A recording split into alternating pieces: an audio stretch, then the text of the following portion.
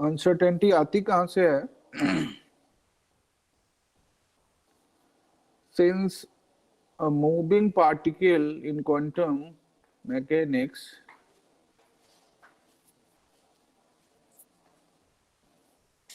it behaves like a particle as well as wave.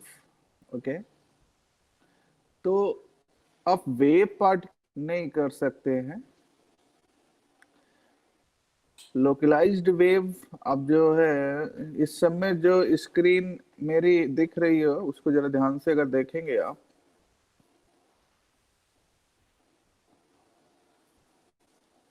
तो उस particular wave का एक जो जो दिख रही है आपको, ये एक वेव नहीं है, ये पूरा पैकेट है वेव का। ये वेव का पैकेट एक मूविंग पार्टिकल के साथ एसोसिएटेड है, ऐसा माना जा रहा है।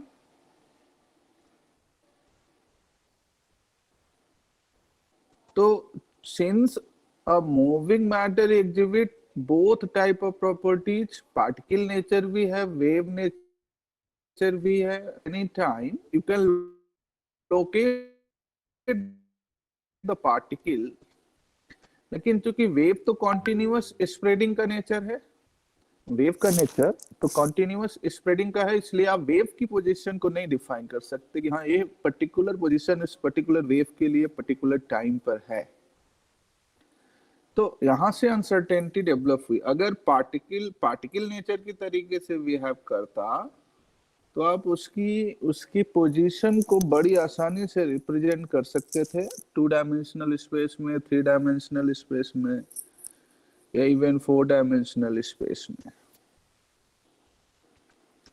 तो पोजीशन को डिफाइन करने के लिए you require the concept of a wave packet. उस वेव में क्या होगा कि इन packet lot of waves are there.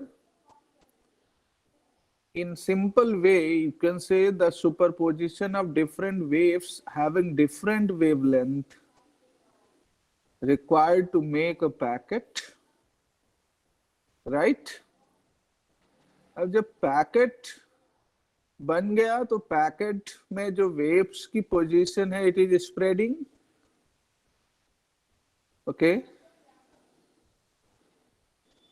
इससे वेलोसिटी का कॉन्सेप्ट आया। पोजीशन के चेंज होने से there is a concept of velocity, you all know. और उस वेलोसिटी से मोमेंटम का कॉन्सेप्ट आया। इन दोनों को एक साथ हाइजेनबर्ग ने दोनों को एक साथ एक्सप्लेन किया, जिसको हाइजेनबर्ग अनसर्टेनिटी प्रिंसिपल का नाम देते हैं, जिसको हम हाइजेनबर्ग अनसर्टेनिटी प्रिंसिपल का नाम देते हैं। ठीक है,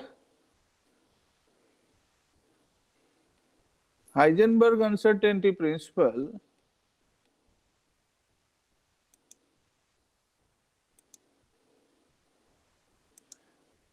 it is an important consequence of wave particle duality of matter and radiation.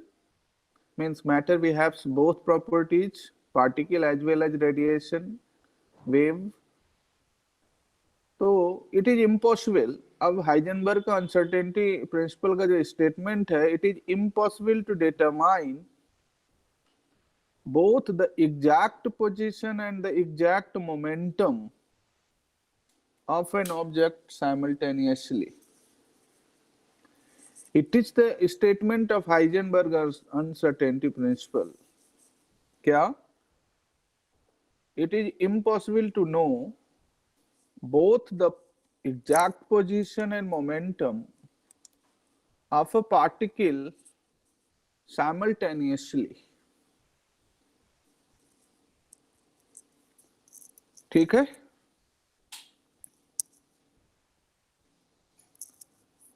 अब इसके बाद लेट अस सपोज, इतना नोट हुआ?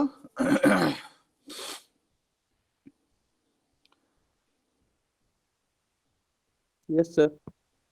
let us suppose delta x is uncertainty in position delta x, ठीक है, डेल बनाइए, डेल्टा x नीचे की पॉइंट में दिया। लेट अस सपोज, यहां देखिए, let us suppose delta x is the position, uncertainty in the position, and delta px is the uncertainty in momentum along that particular direction, is greater than or equals to h upon 2 pi, is greater than or equals to h upon 2 pi, where h is Planck constant, delta x is uncertainty in moment, uncertainty in position, delta px is uncertainty in momentum। तो Heisenberg का जो uncertainty principle है वो कहता है it is impossible to determine the exact position and exact momentum of an object simultaneously। अगर आप suppose करिए, अगर आप मैंने मोमेंटम को एग्जैक्टली पता कर लिया, तो मोमेंटम को एग्जैक्टली पता करने से कहीं ना कहीं पोजीशन में अनसर्टेनिटी डेवलप हो जाती है। इसलिए इसे delta x into delta P X के टर्म्स में लिखा। It is greater than or equals to H upon 2 pi. Planck constant बहुत छोटा है, हालांकि अनसर्टेनिटी बहुत कम है। एच का ऑर्डर आपको पता है 6.6 into 10 raise to the power minus 34 है। ओके, ऐसे एनर्जी एंड टाइम का है, delta E into delta T is greater than or equals to H upon 2 pi. और इन पेयर्स को हम लोग कंजुगेट वेरिएबल्स का नाम देते हैं। जैसे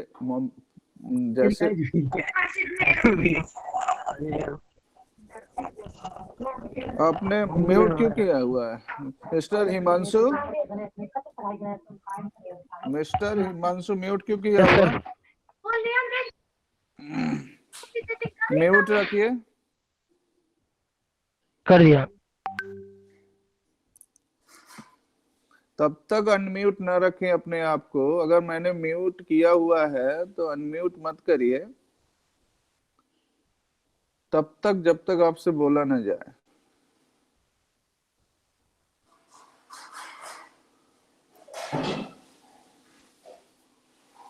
ये दोनों पॉइंट नोट हो गए। इन दोनों कॉन्जुगेट वेरिएबल्स के uncertainty, position, momentum, energy and time, दोनों का नोट हो गया। Yes sir. Yes sir. ये सिंपली स्टेटमेंट आपको लर्न करना है, बहुत दिमाग लगाने की इसमें जरूरत नहीं है। अब अगर सिर्फ और सिर्फ 2 नंबर में आता है कि स्टेट हाइजेनबर्ग अनसर्टेनिटी प्रिंसिपल और write down the formula for Heisenberg uncertainty principle, तो आप इस स्क्रीन को देखिए।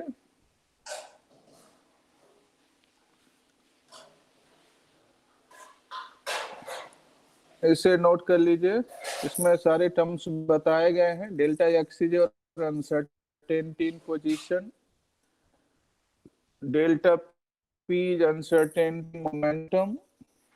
It is greater than or equals to h upon 4 pi. किसी किसी बुक में h upon 4 pi लिखा हुआ है, कहीं कहीं h upon 2 pi लिखा हुआ है, राइट? तो न्यूमेरिकल्स के लिए अगर आप लेंगे तो h upon 4 pi लेंगे न्यूमेरिकल वैल्यूज के लिए। एप्लीकेशन पॉइंट ऑफ व्यू को देखेंगे तो it would be h upon 2 pi।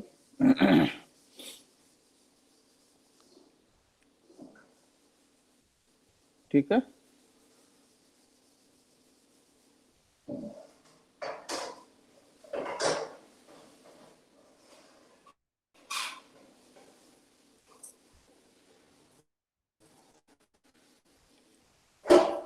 इसे नोट कर लीजिए, H is your Planck constant.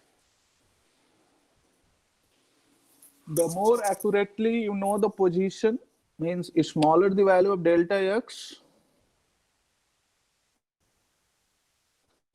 the less accurately you know, and vice versa.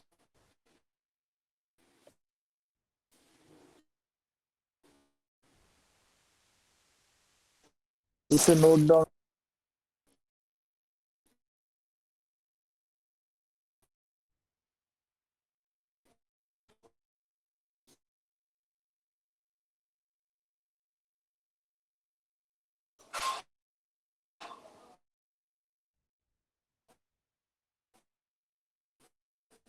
आगे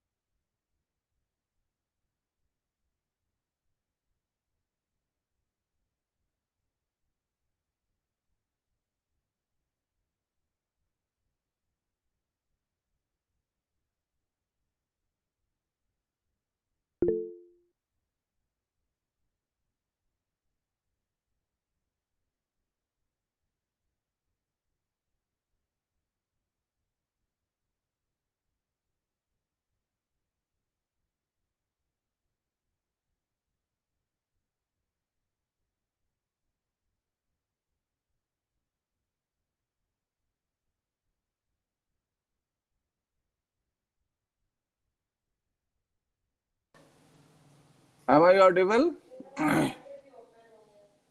देखिए हाइजेनबर्ग Yes, sir.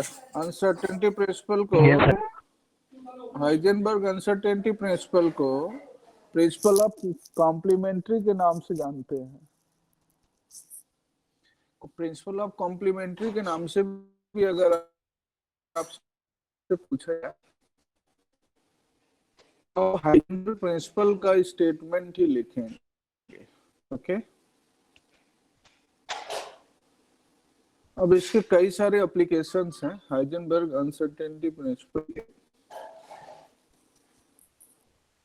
कई सारे एप्लीकेशंस हैं जिसपे हाइजेनबर्ग नोबेल प्राइज मिला। जैसे suppose position of and protons,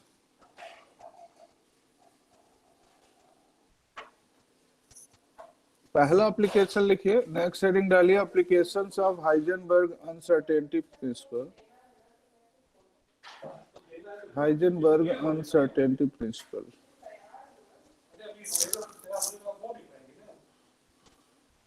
Heisenberg uncertainty principle,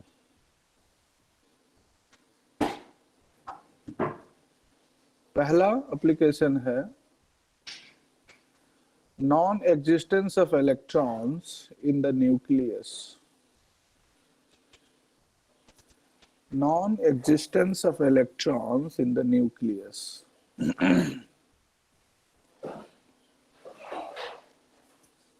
इसे नोट करिए।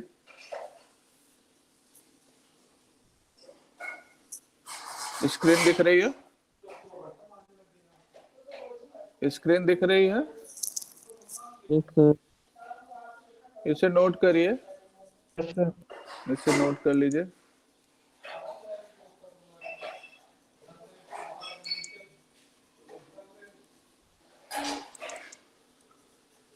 सर स्क्रीन नहीं शो अभी हो सर रही है। स्क्रीन क्या कह रहे हैं?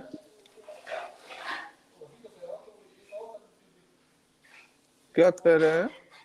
स्क्रीन नहीं दिख रही क्या? स्क्रीन सर अब दिख रही है, अब दिख रही दिख रही है अब, दिख रही है। सर पेज चेंज हो गया है। सर ब्लैक ओ, बॉडी रेडिएशन दिख रहा है। है। होगा स्लाइड। हाँ, ओके, अब दिख रहा बस करिए सर, है? आ गया सर। एनर्जी के लिए, सॉरी, इलेक्ट्रॉन्स के लिए हम लोग पहले इलेक्ट्रॉन्स की पोजीशन को एज्यूम करें, क्योंकि आप सभी जानते हैं कि इलेक्ट्रॉन न्यूक्लियस में नहीं है। सबसे कॉम्प्लिकेटेड मेथड मैंने यहाँ शो किया है। 4-5 तरीके हैं हाइजेनबर्ग अनसर्टेनिटी प्रिंसिपल को यूज करने के। हाइजेनबर्ग अनसर्टेनिटी प्रिंसिपल के यूज करने के 3-4 प्रोसेस है नॉन एग्जिस्टेंस ऑफ इलेक्ट्रॉन्स को पता करने के लिए। पहले सबसे हार्ड प्रोसेस आपको यहाँ पे शो किया है।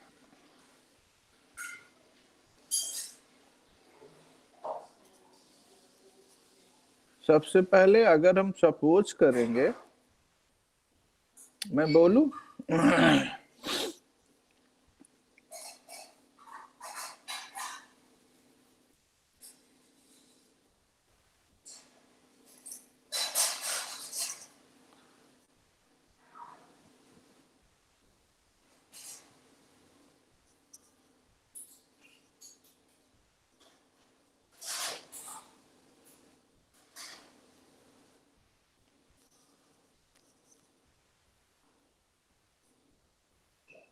नोट कर रहे हैं? Yes sir. अब इसमें सपोज किया गया कि अगर इलेक्ट्रॉन न्यूक्लियस में प्रेजेंट है, हमें प्रूफ करना है कि इलेक्ट्रॉन न्यूक्लियस में प्रेजेंट नहीं हो सकते। नॉन एग्जिस्टेंस हमें शो करना है न्यूक्लियस में इलेक्ट्रॉनों का। कॉन्ट्राडिक्टरी सपोज कर रहे हैं हम। सपोज कर रहे हैं कि अगर इलेक्ट्रॉन न्यूक्लियस में है तो क्या होगा? इलेक्ट्रॉन्स की पोजीशन में जो अनसर्टेनिटी होगी वो क्या होगी? रेडियस के ऑर्डर की होगी। बोलिए। Yes sir. Yes sir. जो हाइजेनबर्ग प्रिंसिपल को अगर हम यूज करना है, तो अगर इलेक्ट्रॉन्स न्यूक्लियस में है तो न्यूक्लियस में जो इलेक्ट्रॉनों के होने से जो उनकी पोजीशन में अनसर्टेनिटी होगी वो कम से कम उतनी होगी जो जितनी न्यूक्लियस के रेडियस की है? अच्छा, मैक्सिमम क्या हो सकती है? जितना न्यूक्लियस का डायमीटर है कि नहीं? Maximum uncertainty in the position of electron within the nucleus, it is twice of R, right? Twice of R, capital R क्या है? रेडियस। अब रेडियस का ऑर्डर आपको पता है, इट इज एक फर्मी से लेकर के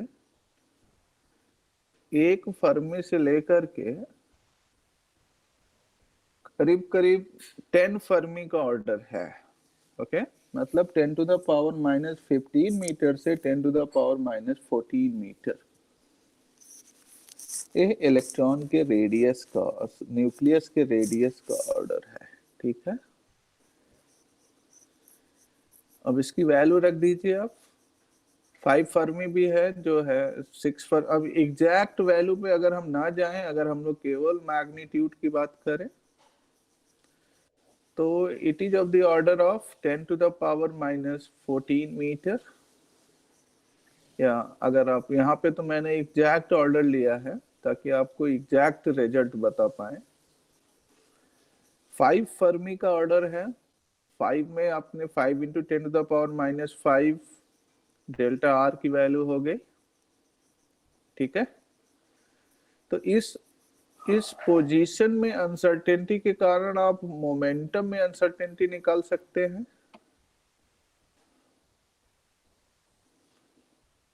delta P into delta X is greater than or equals to h/4 pi को यूज करके, है कि नहीं? Yes sir. एच की वैल्यू पता है, प्लॉन्क कांस्टेंट है, पाई आपको पता है 3.14, डेल्टा एक्स आपको पता है 5 इंटू 10⁻⁻15, डेल्टा पी एक्स निकालिए। देखिए डेल्टा पी एक्स इतना आ रहा है 1.054 इंटू 10⁻⁻20 किलोग्राम मीटर पर सेकेंड। कितना आ रहा?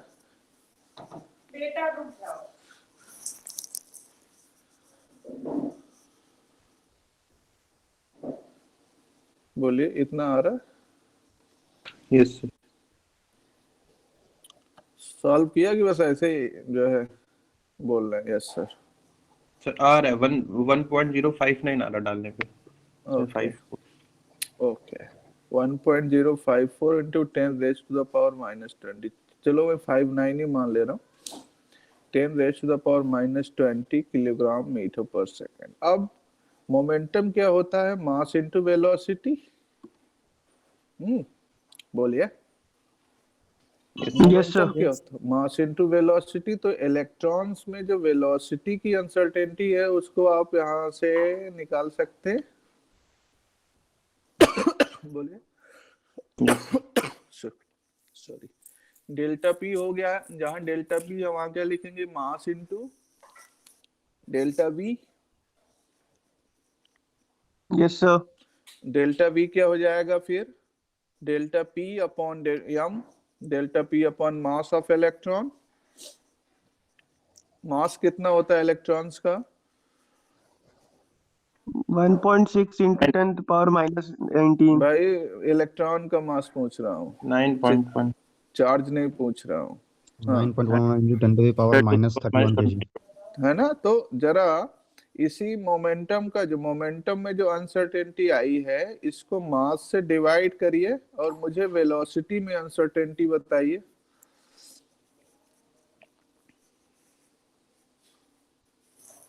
अभिषेक दुबे यस सर। डिवाइड करिए, जो डिवाइड करके यस सर, कर रहा बताइए। हूँ सर। Yes sir.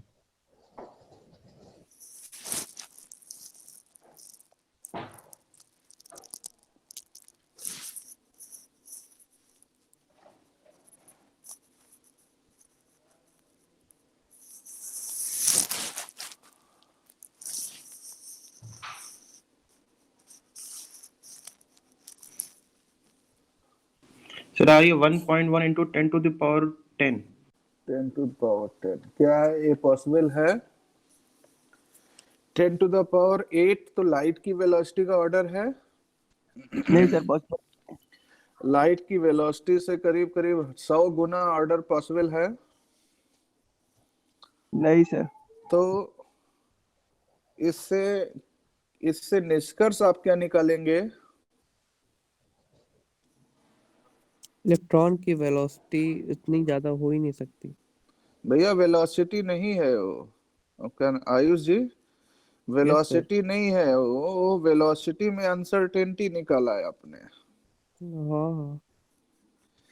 तो अगर इलेक्ट्रॉन न्यूक्लियस में होते, है ना, थोड़ा ध्यान से सुनिए, है ना। अब इस कहानी का निष्कर्ष है, अगर इलेक्ट्रॉन न्यूक्लियस में होते तो इलेक्ट्रॉन्स की वेलोसिटी में अनसर्टेनिटी का ऑर्डर 10⁻10 मीटर पर सेकंड का होता, जो कि असंभव है। ठीक है, जो कि असंभव है। इसीलिए हमने जो माना था कि इलेक्ट्रॉन न्यूक्लियस में है, यह एजम्पशन पूरी तरीके से गलत है। इलेक्ट्रॉन्स किसी भी सूरत में न्यूक्लियस में नहीं हो सकते हैं। ठीक,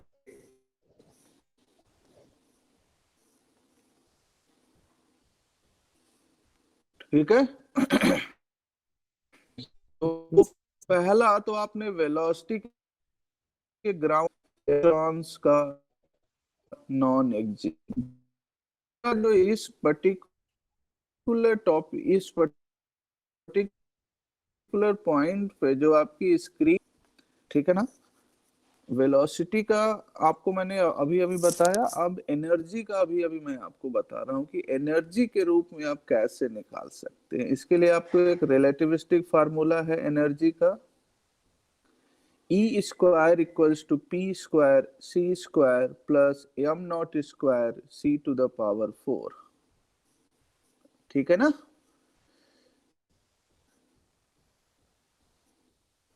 ये फार्मूला आप हर कोई जानता है।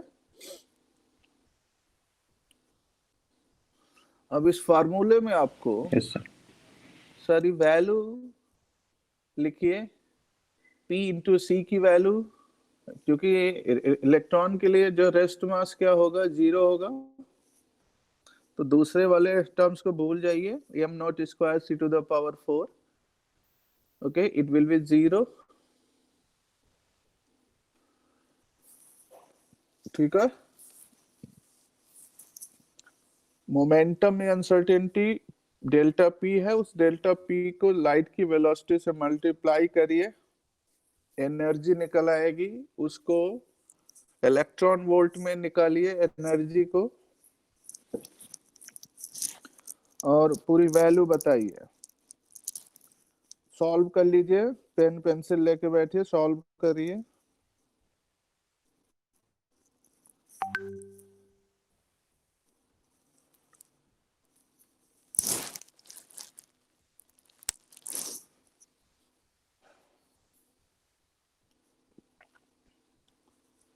जो इस 1.054 into 10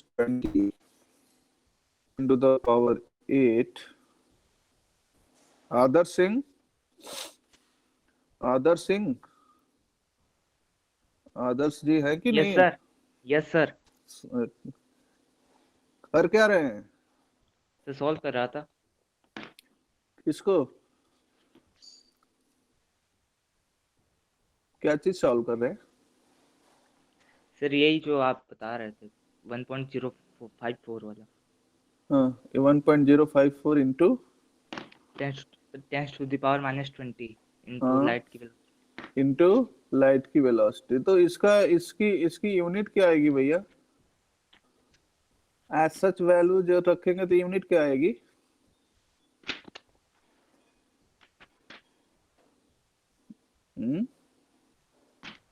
किस यूनिट में वैल्यू आएगी ये? नहीं समझ में आ रहा है। अब जो दीपाली सिंह, दीपाली,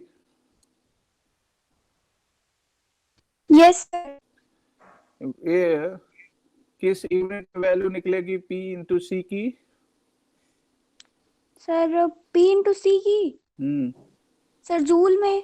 गुड, है ना? जूल में वैल्यू आएगी, क्योंकि it's a dimensional representation of energy, और उसकी Yes, sir. MKS unit joule है। जूल को इलेक्ट्रॉन वोल्ट में चेंज करेंगी, क्यों? Yes sir. क्यों सर उसको इलेक्ट्रॉन वोल्ट में क्यों? कन्वर्ट करेंगे। क्यों करेंगे कन्वर्ट? क्योंकि हमारी बात यहाँ इलेक्ट्रॉन्स के लिए चल रही है ना? Yes sir. इलेक्ट्रॉन की एनर्जी की बात होगी तो हम इलेक्ट्रॉन वोल्ट की बात करेंगे। Yes sir. तो इलेक्ट्रॉन जूल को इलेक्ट्रॉन वोल्ट में चेंज करने के लिए जरा बताइए क्या करेंगे? सर 1.6 इंटू 10⁻⁻19 से डिवाइड करेंगे। गुड, इसको जो डिवाइड करिए तो इलेक्ट्रॉन वोल्ट आ जाएगा। Yes sir. और उसके बाद जो देखिए कि 20 मिलियन इलेक्ट्रॉन वोल्ट का ऑर्डर है। Yes sir. ठीक है, okay, thank you thank you sir. Paritosh. Yes sir. अब पीसी की वैल्यू देखो 20 MeV आ रही है। सर 19.76 मिलियन इलेक्ट्रॉन वोल्ट आ रही है। ओके गुड, है ना? तो इसको अगर हम राउंड ऑफ कर लें तो 20 सपोज कर सकते हैं। Yes sir, yes sir. लेकिन अब देखिए, ऐसे हजारों एक्सपेरिमेंट हुए हैं, है ना, जो रदरफोर्ड स्कैटरिंग से लेकर के तमाम रेडियो एक्टिव के एक्सपेरिमेंट हैं, जिसमें पता चलता है कि इलेक्ट्रॉन की एनर्जी किसी भी सूरत में 4 MeV से ज्यादा नहीं हो सकती है। ओके, एटम में जो इलेक्ट्रॉन्स हैं उन इलेक्ट्रॉन्स की एनर्जी 4 MeV से ज्यादा हो ही नहीं सकती है, ठीक है। तो इसका मतलब है कि न्यूक्लियस में जो 20 MeV वाली एनर्जी आ रही है इलेक्ट्रॉन्स की नहीं है, ओके। Yes sir. ठीक है कि नहीं। अब इस निष्कर्ष को आप अपने वर्ड्स में लिख सकते हैं ना, साफ साफ यहाँ पे रेड लाइट नहीं, इसको अपने वर्ड्स में लिख सकते हैं। इतना डिफरेंस न्यूक्लियस में एनर्जी का हो ही नहीं सकता, ठीक है। जैसे आपने अभी इसके पहले ऑब्जर्व किया कि वेलोसिटी में अनसर्टेनिटी लाइट की वेलोसिटी से ज्यादा हो ही नहीं सकती। इसीलिए न्यूक्लियस में एग्जिस्ट करने वाले पार्टिकल इलेक्ट्रॉन्स नहीं हैं। फिर बाद में हाइजेनबर्ग ने ही कंफर्म किया कि न्यूक्लियस में इलेक्ट्रॉन्स नहीं बल्कि प्रोटॉन्स पाए जाते हैं। तो इसी पहले एप्लीकेशन से दूसरा एप्लीकेशन बनेगा existence of protons with in the nucleus. Existence of protons with in the nucleus. अगर आपको इलेक्ट्रॉन्स का नॉन एग्जिस्टेंस समझ में आ गया है तो प्रोटॉन का एग्जिस्टेंस आप अब निकाल लेंगे, ठीक है।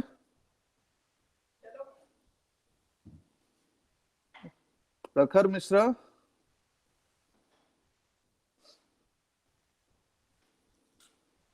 Yes sir. मेरी बात समझ में आ रही प्रखर?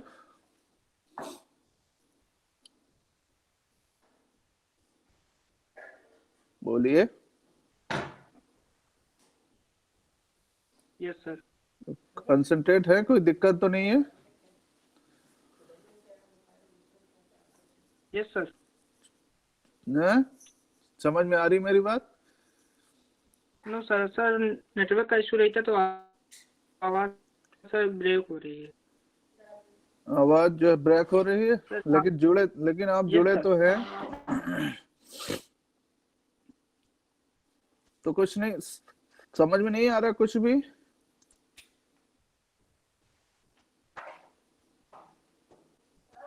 बोलो भैया। सर दिक्कत आती है सर, बीच बीच में नेटवर्क का इशू रहता है। प्रॉब्लम अच्छा, तो अभी जो बताया ये चीजें आपको नहीं सर, आ रहा समझ में है आई? नहीं समझ?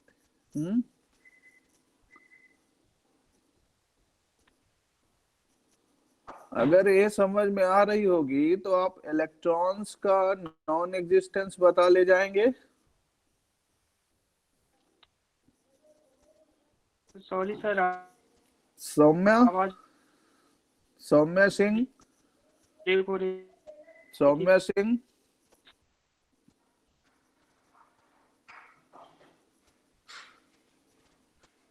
सौम्या सिंह। Yes sir. प्रखर अब अपने को म्यूट कर लीजिए। आदर्श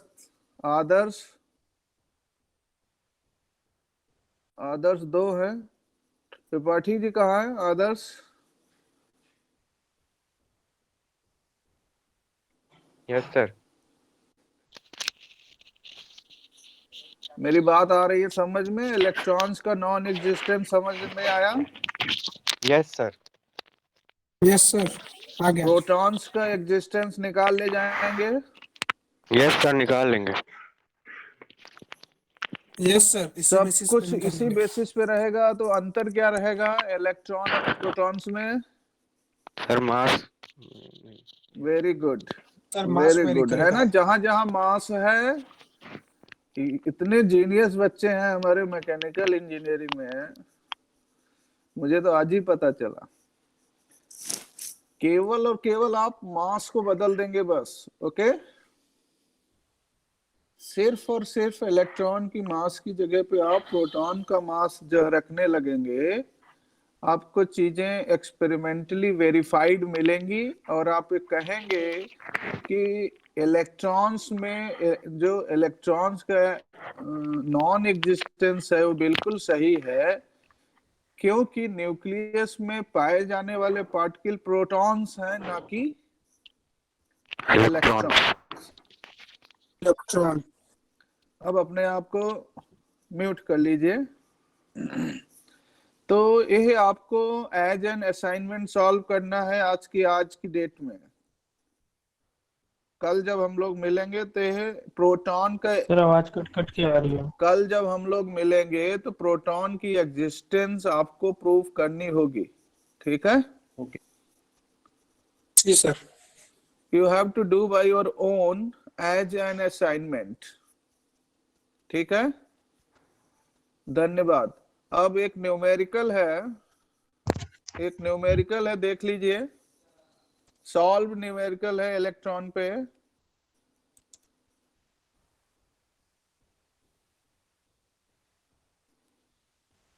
Calculate the minimum uncertainty in the velocity of a bullet.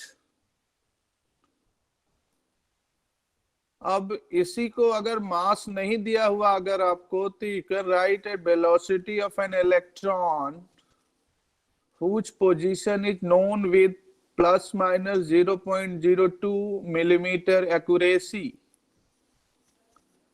The mass of the electron is this कुछ भी हो सकता, मतलब मेरे कहने का मतलब है कि पार्टिकल कुछ भी हो सकता है। आपका जो कॉन्सेप्ट यूज होगा वो कॉन्सेप्ट नहीं बदलना चाहिए। You have to use uncertainty relation to determine the uncertainty in velocity. देखिए न्यूमेरिकल आपको बहुत स्पष्ट दिख रहा है स्क्रीन पर। Yes sir. पहले न्यूमेरिकल नोट करिए, सॉल्यूशन भूल जाइए। मान लीजिए आप जो देखते हुए भी नहीं देख पा रहे हैं, केवल आप अपनी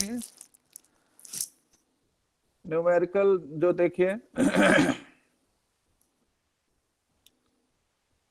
और इसको सॉल्व करिए, बिना देखे हुए सॉल्व करिए सभी लोग। 2-3 मिनट में इसको सॉल्व करके मुझे बताइए क्या इतना ही आ रहा है।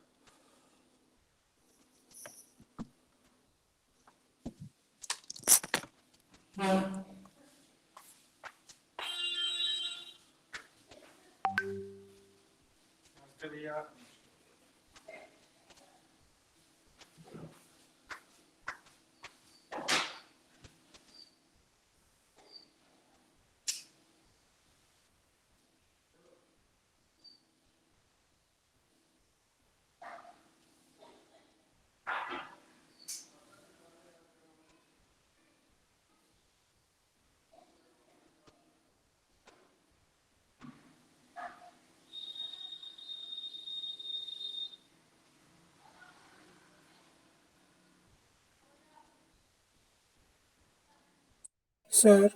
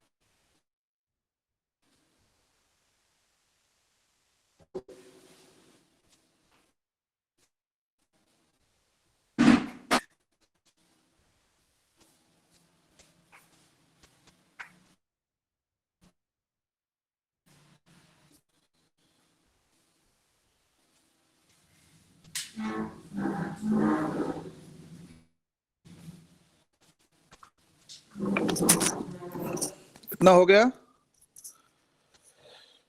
सभी का आ रहा है? Yes, sir. Yes, sir. Yes sir. अब कोई भी पार्टिकल होगा, उस पार्टिकल के लिए आप वेलोसिटी में अनसर्टेनिटी निकाल लेंगे।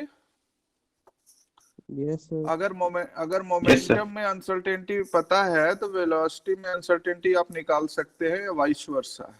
ठीक है ना?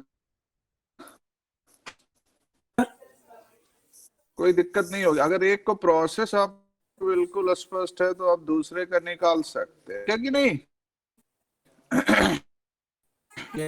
Delta x into delta M भी is equal to h upon 4 pi होगा सर। हाँ हाँ, ये 4/4 है। h upon 4 pi. बिल्कुल सही कहा, मतलब आप ध्यान दे रहे हैं ना? ओके, धन्यवाद। बस यहीं तक रुके। Thank you. एक प्रॉब्लम आपको दिया है Yes, भाई, sir. उसे जरूर सॉल्व करना, ठीक है ना? मास Yes, बदल sir. देना, मास बदल देना, रिजल्ट्स बदल जाएंगे। ठीक है विकास, बात समझ में Yes, आ sir. पा रही? मास जी, sir. मास बदल देंगे, यस सर। रिजल्ट्स बदल जाएंगे। ठीक है, okay, have a good day. और कोई दिक्कत हो तो बताओ भैया। सर हाँ, सर मैं कल का लेक्चर छूट गया सर, नेटवर्क इशू था, एकदम चल ही नहीं रहा था। ठीक है। अभी इसी वीक वाला भी हो जाए, कल वाला हो जाए, फिर पूरा पूरा आपको शेयर कर देगा पीडीएफ।